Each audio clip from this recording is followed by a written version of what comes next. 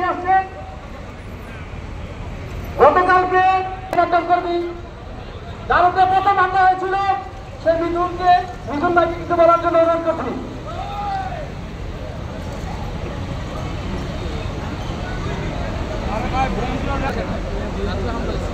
ওই যে কথা বলতেছে যে একটু গেঞ্জি করা মনে হয়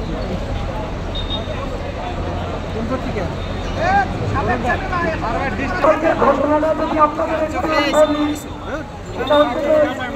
আমি একজন মনোনীর কন্যা, ওনার একটা ইন্টারভিউ জন্য আমি যাই।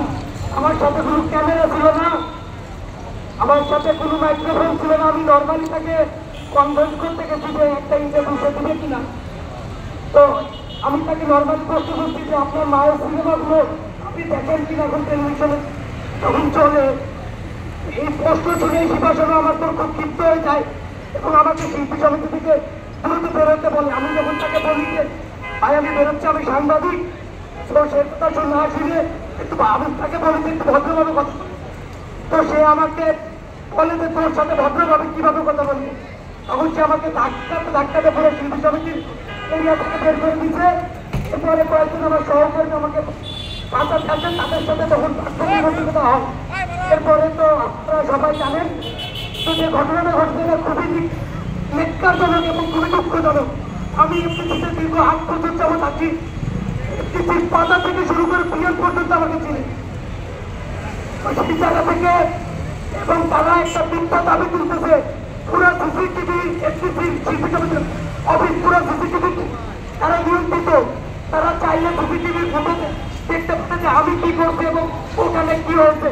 আমি এই দাবিটা জানাই। আমি চাই যে সুস্থ একটা বিচারক। আমার গলা ভেঙে গেছে, আমি খুবই অসুস্থ। আপনারা আমার সমর্থনা সবাই আমার জন্য করবো। আমার খবরের কাগজের সহকর্মী আরমান আর 8টা সিলাই লাগছে, সে এখন বর্তমান হসপিটাল আছে। আমার কাঁধে 2টা সিলাই লাগছে, ব্যান্ডেজ করা আছে। আমার হাতে এখানে ঝুলে গেছে, এখানে ঝুলে গেছে। আমি ঢাকা মেডিকেল থেকে রাত্রে আসছি। আমার একজন নারী সহকর্মী আহত হয়েছে।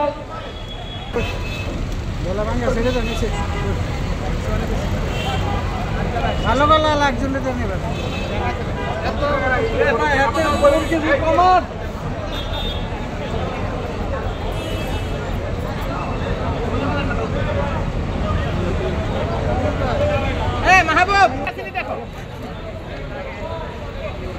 এইটা যে আপনাদের সামনে বক্তব্য নিয়ে আসছেন,